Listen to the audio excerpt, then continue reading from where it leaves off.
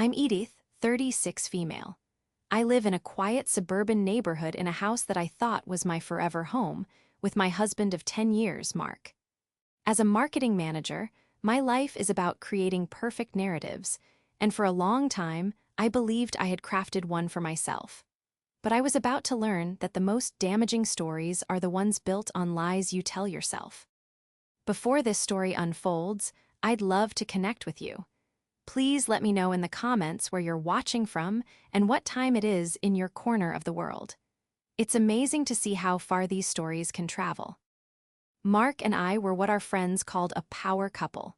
He was a charismatic sales director, the kind of man who could command a boardroom with a smile and close a deal with a handshake. I was a marketing manager for a successful tech firm, organized and strategic, the planner to his spontaneous charm. We complemented each other, or so I believed. Our life was a carefully curated collection of successes. A beautiful two-story home with a garden I adored, annual vacations to exotic places, and a close-knit circle of friends who had been with us since the beginning. On the surface, it was flawless, a picture-perfect existence that I had meticulously helped build. Our 10-year anniversary had passed just 6 months ago. We celebrated it with an intimate dinner at the same restaurant where he had proposed. Mark had presented me with a delicate diamond tennis bracelet, whispering that the past decade had been the best years of his life. I'd cried, feeling an overwhelming sense of love and security. Looking back now, I can see the cracks in that perfect facade, the subtle tells I had dismissed as insignificant. The late nights at the office that became more frequent, the way he'd angle his phone away from me when a text came through, the vague answers about his weekend golf trips with his friend Connor. I had chalked it all up to the pressures of his high-stakes job. I trusted him. More than that, I had built my entire world around the certainty of that trust. The upcoming event that occupied all my free time was Mark's 40th birthday. It was a milestone, and I was determined to make it unforgettable. He had always been nonchalant about his birthday, claiming he didn't want a big fuss, but I knew him better than that. He thrived on being the center of attention. So, for months, I had been orchestrating the surprise party to end all surprise parties. The venue was a chic rooftop bar downtown with stunning city views. I'd booked his favorite jazz trio, curated a menu with a top catering company, and designed elegant invitations that had been sent out discreetly to over 100 of our friends, family, and colleagues. My best friend, Lisa, had been my co-conspirator from the start. Lisa, who had been my maid of honor.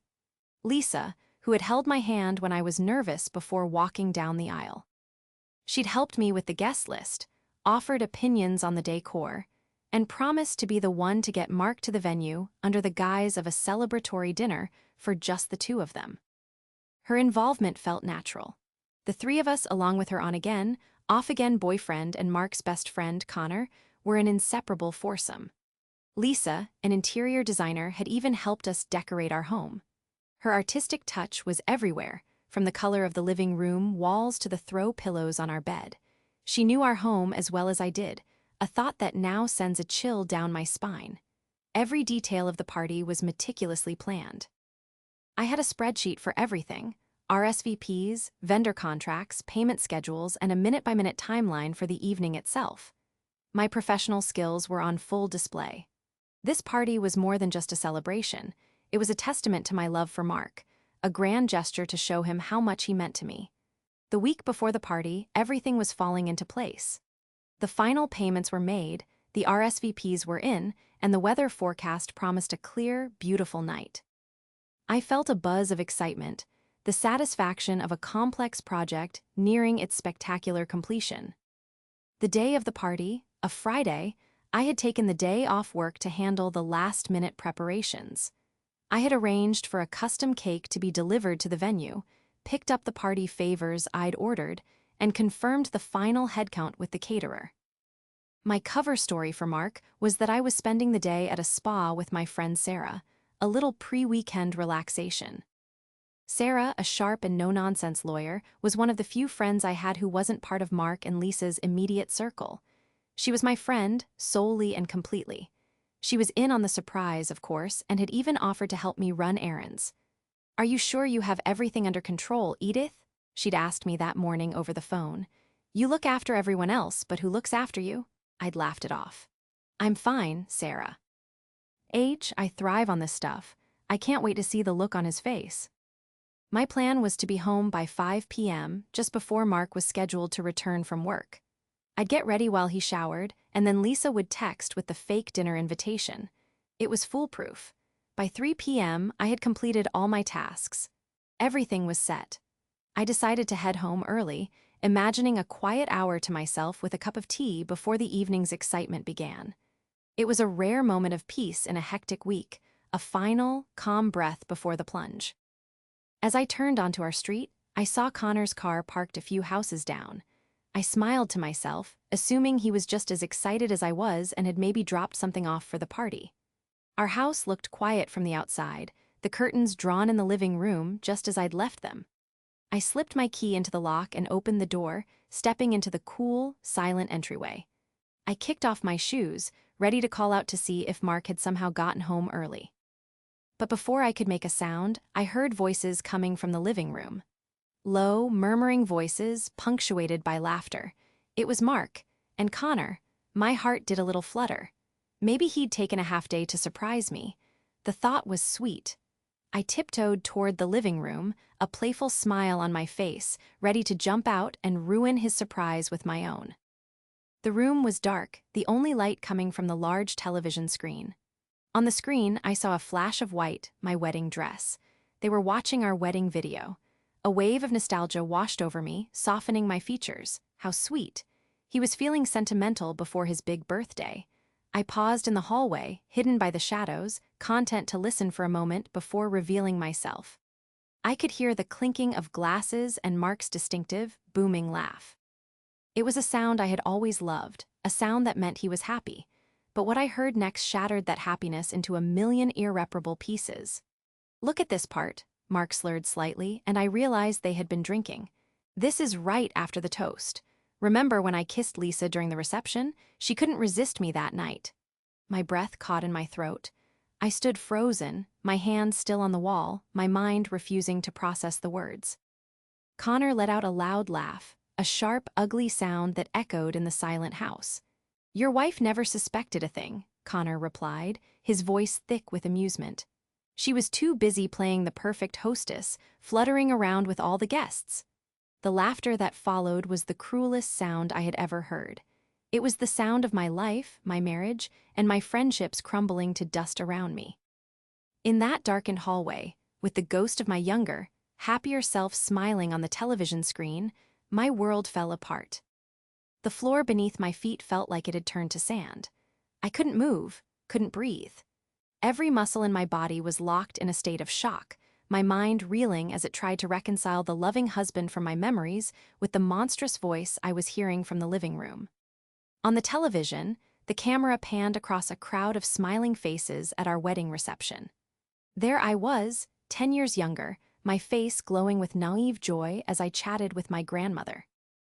The audio from the video played on the cheerful music, the distant chatter of guests, a sickeningly sweet soundtrack to the destruction of my life.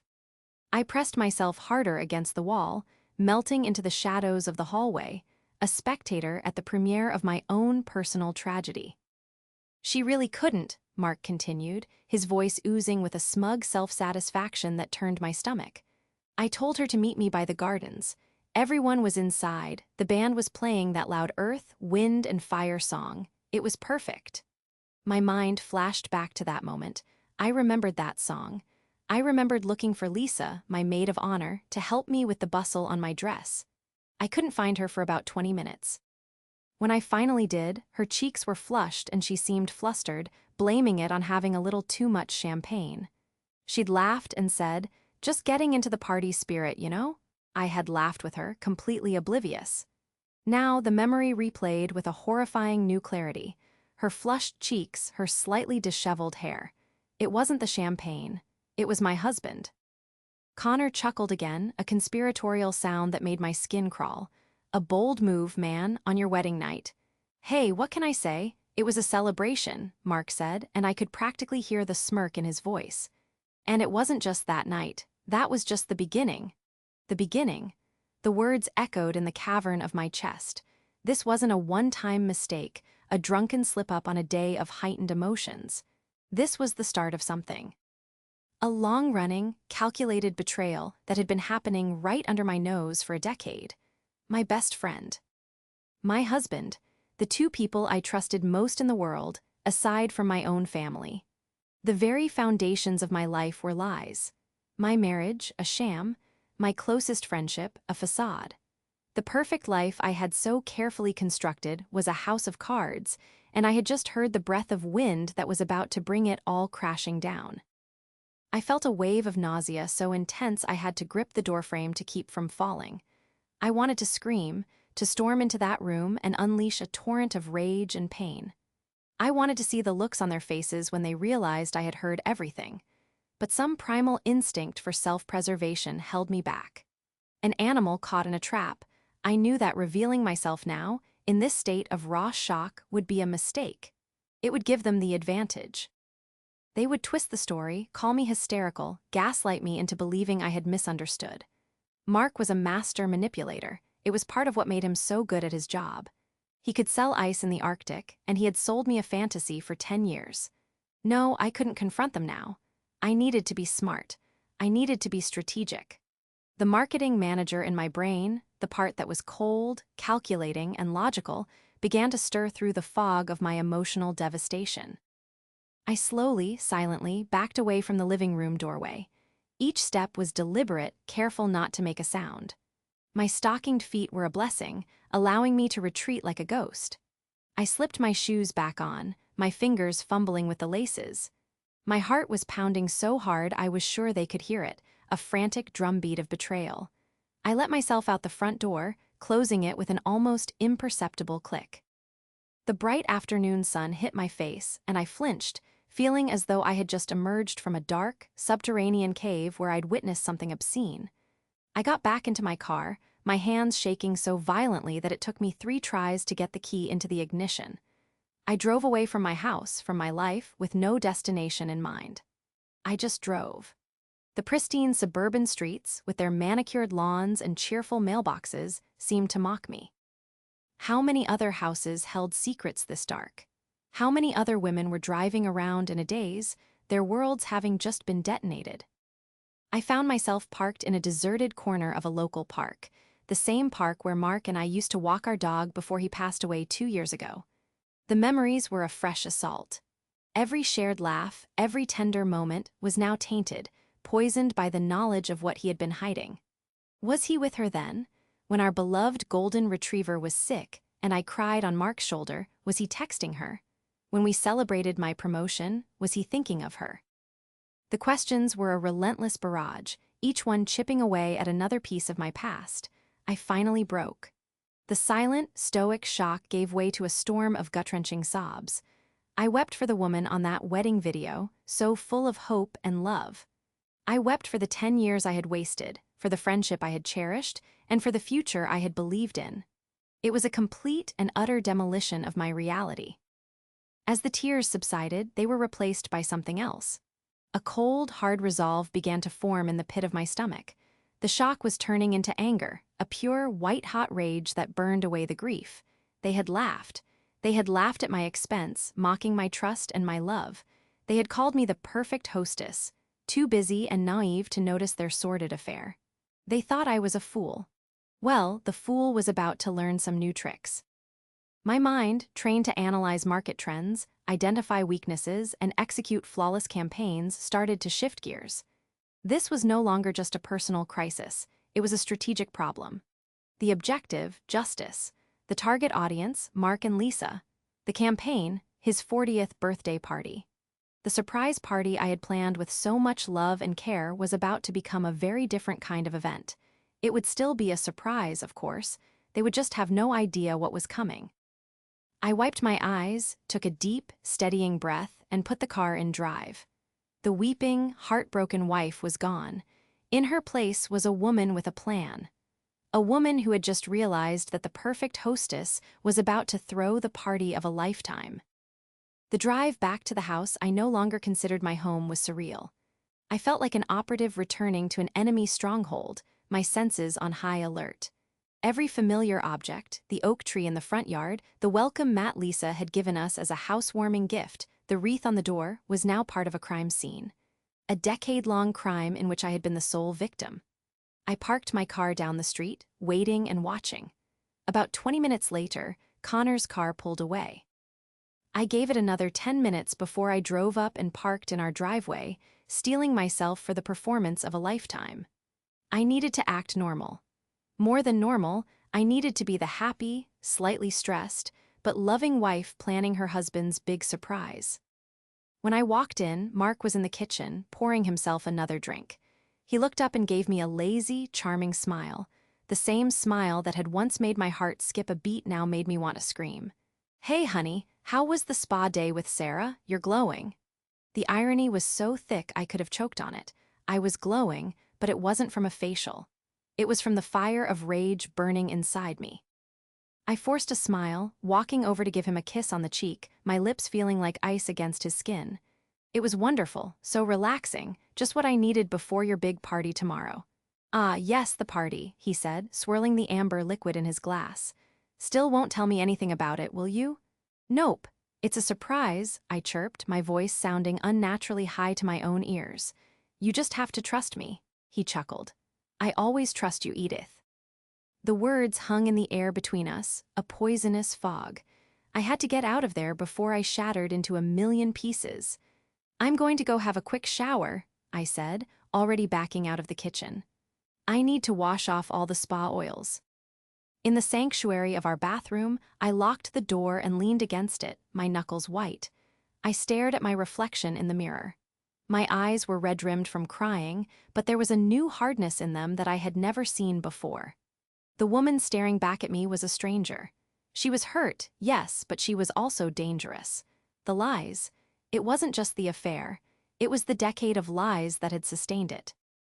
My mind, now a finely tuned investigative instrument, began to sift through the memories, re-examining them under this harsh new light. Every shared moment, every conversation, every gift, they were all potential clues. I started with Lisa, her constant presence in our lives. She was always there. For dinners, for holidays, for quiet nights in. She was the sister I never had. I thought her bond with Mark was a beautiful extension of our friendship, a sign that my best friend loved my husband like a brother. What a naive idiot I had been. I remembered a trip we all took to a lakeside cabin about 5 years ago. Connor had to back out at the last minute because of a work emergency, so it was just the three of us. One afternoon, I had a terrible migraine and went to lie down. I'd woken up a few hours later to an empty cabin. I found them down by the dock, sitting close together, watching the sunset. They sprang apart when they heard me approach, claiming they hadn't wanted to wake me. Mark had said they were just talking about how lucky he was to have me. At the time, I'd felt a rush of love. Now, I saw the scene for what it was. Two people caught in a moment of intimacy, scrambling to create a plausible story. How many other moments like that had I missed? How many times had they exchanged secret glances across a dinner table or sent clandestine texts while I was in the next room? The inside jokes that I was never privy to, the way they could finish each other's sentences, I had always seen it as a sign of their close, platonic bond. Now, I saw it as the carelessness of two people who had become too comfortable in their deception. My investigation continued in Mark's home office. While he was in the shower, I went into the room under the guise of looking for a document for work. My heart hammered against my ribs as I sat down at his computer. He was usually so careful about his privacy, but lately he had become complacent. He probably thought that after 10 years, I had no reason to be suspicious. His personal email was logged in. I felt a pang of guilt, a relic of the person I used to be, the person who respected boundaries. I squashed it down. He had forfeited his right to privacy the moment he betrayed our marriage. I started searching. I didn't know what I was looking for, but I knew I would recognize it when I saw it. I typed Lisa's name into the search bar. There were hundreds of emails, mostly group chains and dinner plans. But then I found a folder I had never seen before, tucked away under a generic name. Project X. My blood ran cold. I clicked on it. It wasn't work documents. It was a collection of photos and short video clips. My hand T trembled as I opened the first one. It was a picture of Mark and Lisa, taken on a beach I didn't recognize. They were kissing, not a friendly peck, but a deep, passionate kiss. Lisa was wearing a bikini, and Mark's arms were wrapped tightly around her. I scrolled through them, each image a dagger in my heart. There were photos of them at restaurants I'd never been to, in hotel rooms, and on a ski lift. There was a short video of them laughing and drinking wine on a balcony overlooking a city skyline that was definitely not our own. They had a whole other life, a secret life built in the stolen moments and hidden corners of the one I thought we shared. The dates on the files went back years. It was systematic. It was calculated. It was evil. The most damning piece of evidence was a subfolder titled Cottage Plans. Inside were architectural drawings, links to real estate listings for plots of land in the countryside, and a saved email chain between them and a real estate agent. They were planning to build a house together, a love nest. There was a financial document, a spreadsheet outlining a joint savings account. I looked at the numbers, my vision blurring with rage. Mark had been siphoning money from our joint investments, money I had worked just as hard for, to fund this secret future with my best friend. He wasn't just cheating on me, he was robbing me. He was dismantling our life together, piece by piece, right under my nose, and using our own resources to do it. The betrayal was so profound, so all-encompassing, that it was almost sublime in its cruelty. This wasn't a man who had made a mistake. This was a man who had a meticulous, long-term plan to discard me once he had everything set up with her. Suddenly, the surprise party seemed like a gift from the universe. It was the perfect stage, the perfect audience, and the perfect opportunity. I downloaded everything from the folder onto a hidden USB drive I kept on my keychain. I deleted the search history, cleared the cache, and left the office, closing the door softly behind me.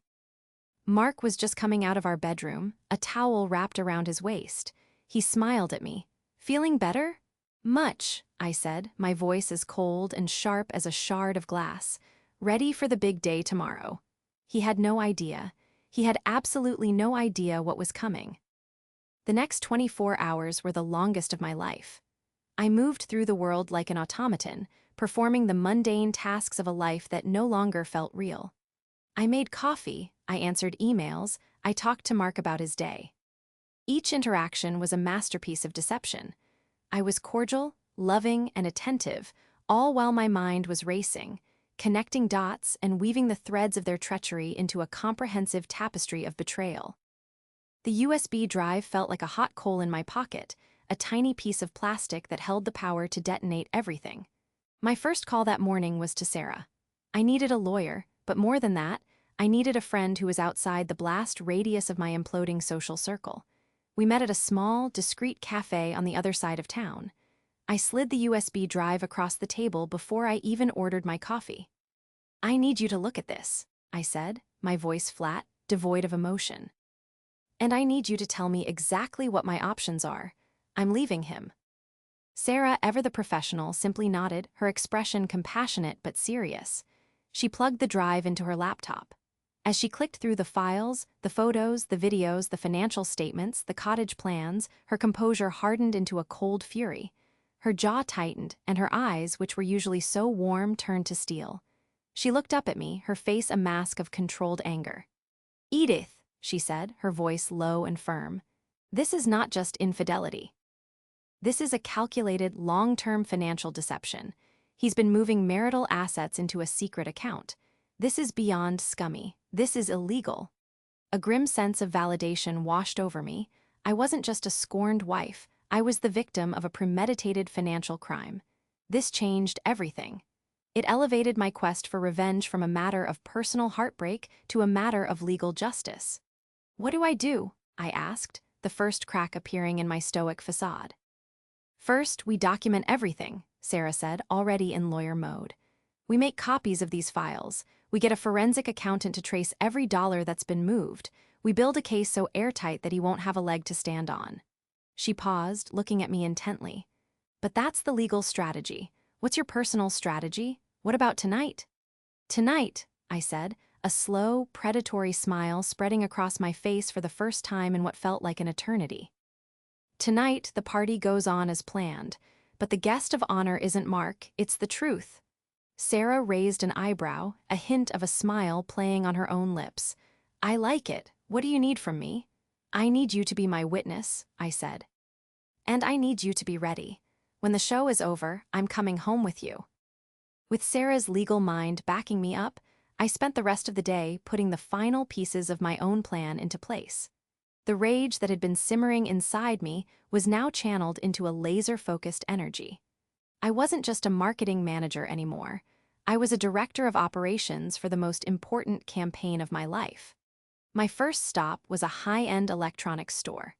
I purchased a small, high-definition projector and a portable speaker system. Then, I went to a print shop and had several of the most incriminating photos from the USB drive blown up into large poster boards. The picture of them kissing on the beach. A screenshot of the joint savings account balance. A romantic photo of them clinking wine glasses on that secret balcony. These would be my props. My visual aids for the presentation I was preparing to give. Next, I called the jazz trio I had booked for the party. I spoke to the band leader, a kind man named Julian. I explained that there had been a last-minute change to the evening's program. Instead of their second set, I would need them to provide a drum roll. He was confused but agreed, assuming it was part of some elaborate birthday gag. I also called the catering manager at the rooftop venue. I asked him to ensure that the large projector screen, usually hidden in the ceiling and used for corporate events, was down and ready for a presentation right after the main course was served. I told him it was for a surprise slideshow tribute to my husband. The manager, a cheerful man named David, thought it was a wonderfully sentimental idea and promised to have everything set up perfectly. The final piece of the puzzle was Lisa. I needed to speak to her, to hear her lies one last time to cement my resolve. I called her in the afternoon, my voice dripping with fake excitement and nerves. Lisa, I'm so nervous. Is everything set for you to pick Mark up? Of course, sweetie, she said, her voice like honey laced with poison. Don't you worry about a thing. Connor and I will grab him at 7:30 sharp. He has no idea. He thinks we're all going for a steak dinner. Connor. Of course, Connor was in on it too. He was the lookout, the accomplice. The laughter I had heard in my living room was not just the sound of two men being crude, it was the sound of a conspiracy. You're the best friend a girl could ask for, I said, the words tasting like ash in my mouth. I couldn't have done this without you. That's what friends are for, she replied breezily. We'll see you tonight, it's going to be epic. She had no idea how right she was. As the evening approached, a strange calm settled over me.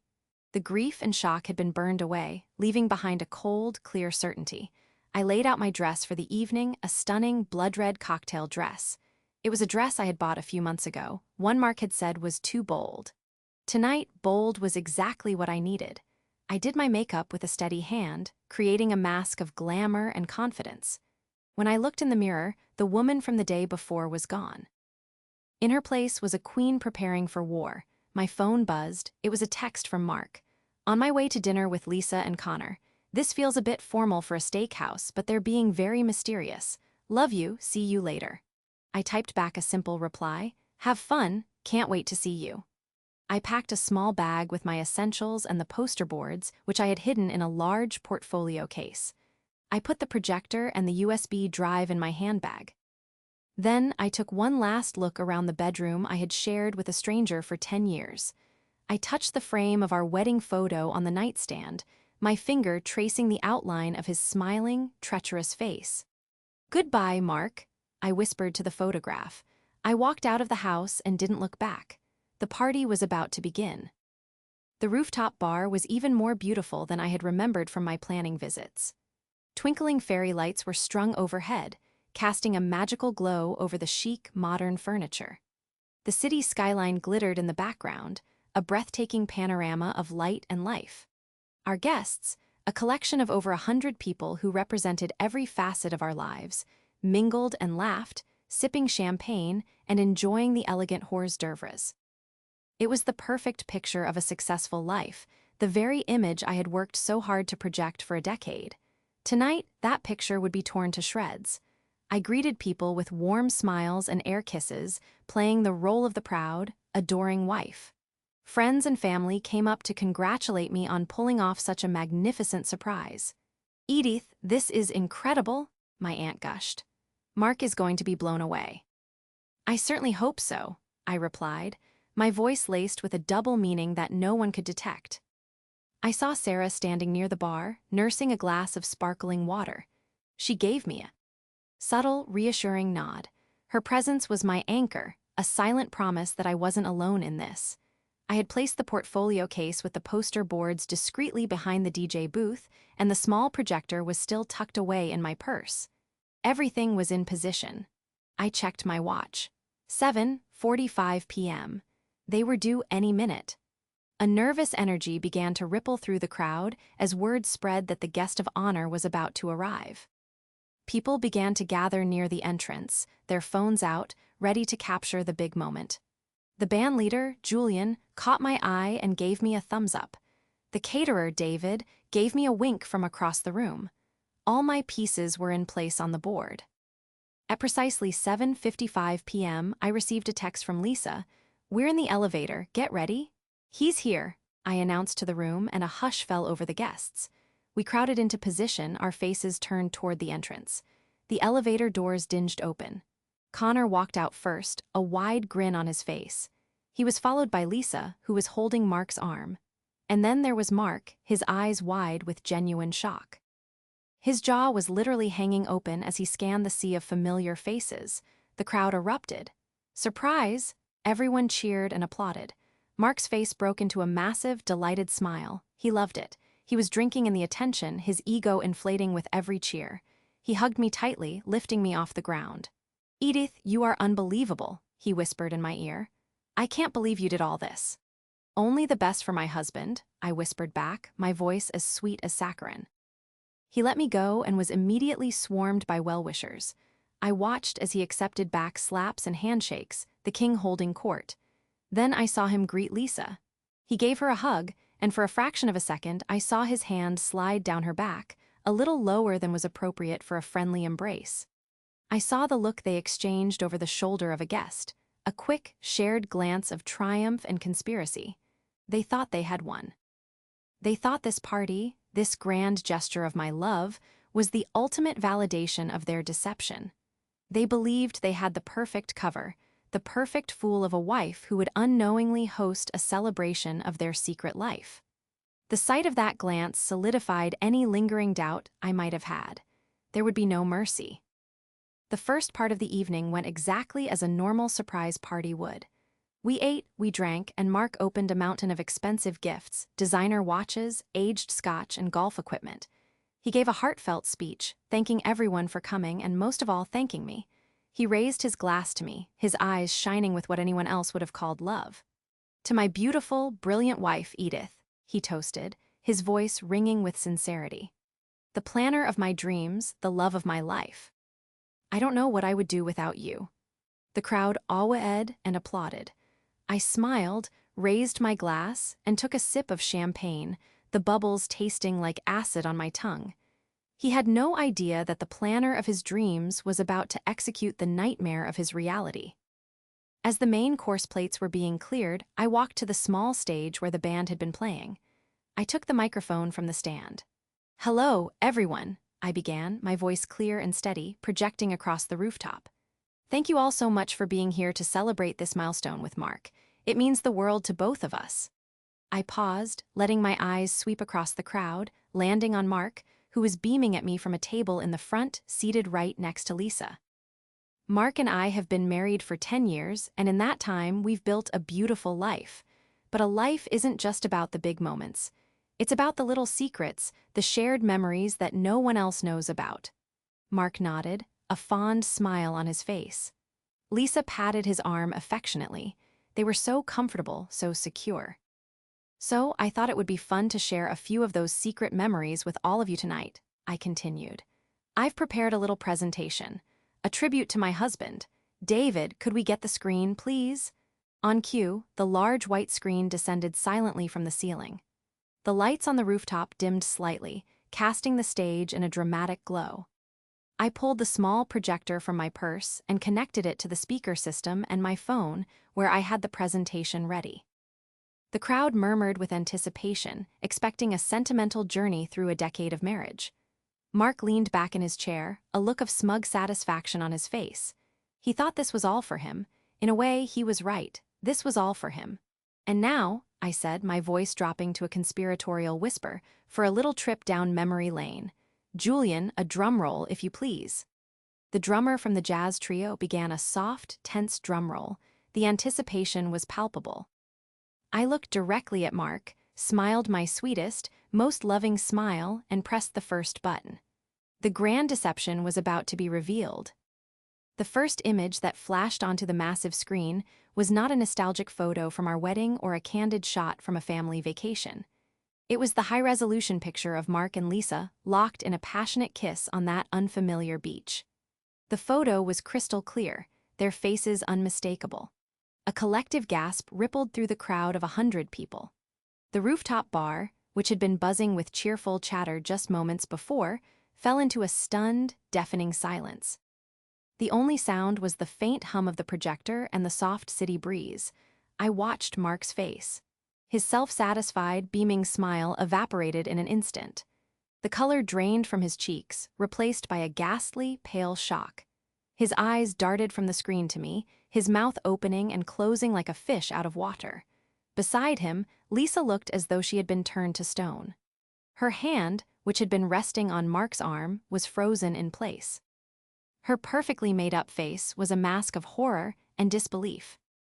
"As I was saying," I began, my voice calm and measured, amplified by the microphone, cutting through the thick silence. "A life is about the little secrets. This particular secret took place during what Mark and Lisa call their annual strategy meeting.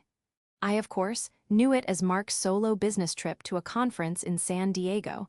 I guess the primary strategy they discussed was how to lie to me more effectively." I clicked to the next slide. It was another photo, the two of them clinking wine glasses on a balcony, a romantic city skyline behind them. The date stamp I had added to the bottom corner of the image read, October 15th, 2023. "This was taken on our 10th wedding anniversary," I announced. Mark told me he was stuck working late on a big merger. As you can see, he was indeed celebrating a very significant partnership. A low murmur started to spread through the crowd. People were turning to look at each other, their faces a mixture of shock, confusion, and dawning disgust. I saw Mark's parents in the front row, his mother's hand flying to her mouth, her eyes wide with horror. I saw our mutual friends, the ones who had celebrated our wedding and our anniversaries, staring at Mark and Lisa with contempt. The social foundation of their lives as cracking right beneath their feet. But their collaboration wasn't just about romantic getaways, I continued, my voice gaining strength with every word. I clicked again.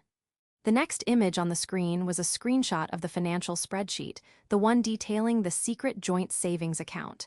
I had highlighted the account name, M&L Cottage Fund, and the substantial balance. It was also a financial partnership.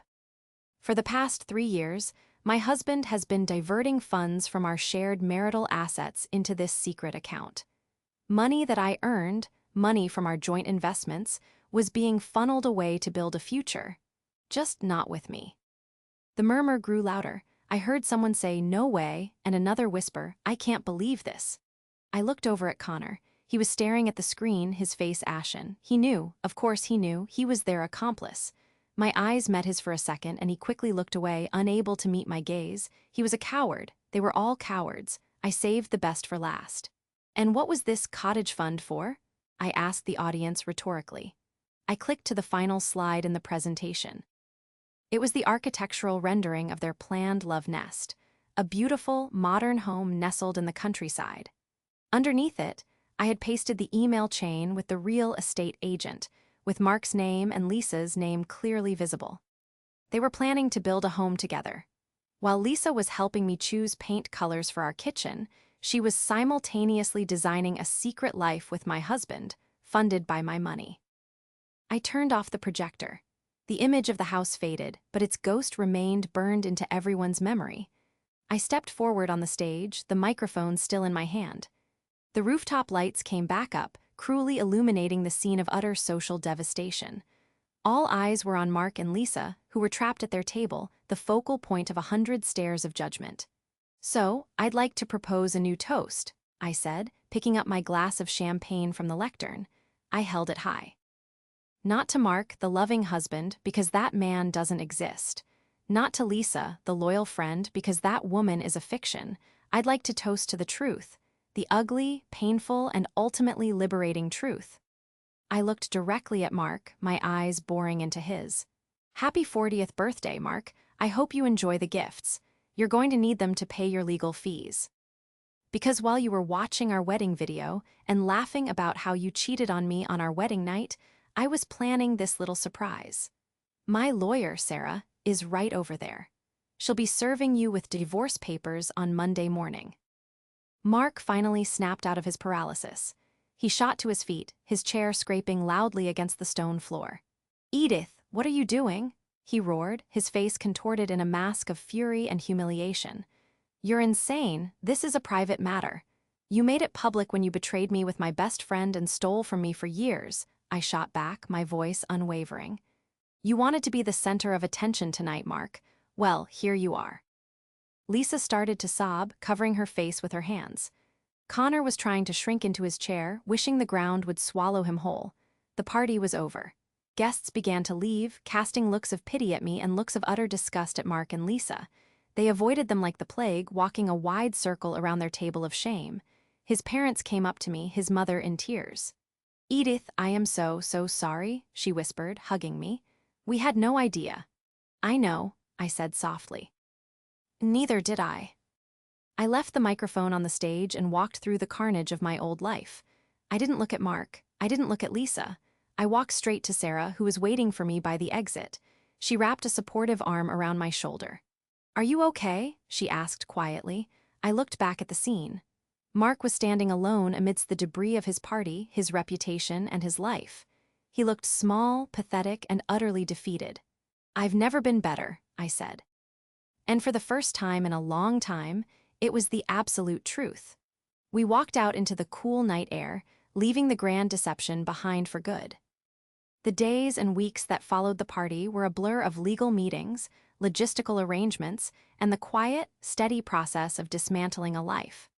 I stayed with Sarah for the first 2 weeks, cocooned in the safety of her spare bedroom while the initial shockwaves of my public detonations settled.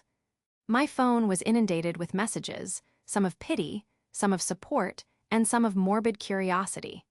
I ignored most of them. The story of Mark's 40th birthday party had spread like wildfire through our social and professional circles. He had become a pariah overnight. Mark tried to reach me, of course. He left dozens of voicemails, swinging wildly from rage to desperation. He called me a Vindi, C-Tive monster for humiliating him, and in the next breath, he would be a sobbing mess, begging for forgiveness and promising he would do anything to get me back. I never listened to a full message. I would hear his voice, that voice that had once been my comfort and was now the sound of betrayal, and I would delete it. There was nothing he could say that would ever matter again. Lisa simply disappeared. She deactivated her social media accounts, and I heard through the grapevine that she had quit her job and left town. She never tried to contact me, never offered an apology or an explanation. Her silence was, in its own way, the most profound confession of her guilt. She was a coward to the very end. The legal battle, which I had braced myself for, turned out to be surprisingly swift. Armed with the mountain of evidence I had collected, the photos, the financial records, the cottage plans, Sarah had Mark dead to rights. The proof of financial infidelity was irrefutable. When faced with the threat of a protracted and even more humiliating public court case, Mark's lawyers advised him to settle. And settle he did. The divorce was finalized in less than 4 months. I got the house, the majority of our shared assets, and a significant portion of his future earnings as restitution for the money he had stolen. He was forced to liquidate his personal stocks and empty his pension fund to pay me back. The M&L Cottage Fund was turned over to me in its entirety. I was financially secure, more so than I had been before, but the victory felt hollow. It wasn't about the money. It was about the justice. The house, once a symbol of our shared life, now felt like an empty museum of lies. Every room held a ghost. Lisa's design choices mocked me from every corner. I couldn't stay there. I put it on the market, and thanks to the booming real estate climate, it sold quickly and for a great price. The act of signing the closing papers felt like the final exorcism. Professionally, the fallout was significant, but not for me. My company was incredibly supportive. My boss called me into his office, expressed his sympathy, and told me to take all the time I needed. I took 1 week. Then I went back and threw myself into my work with a renewed focus. My campaign at the party, as horrific as it was, had been flawlessly executed. In a strange way, it had reminded me of my own strength and capability.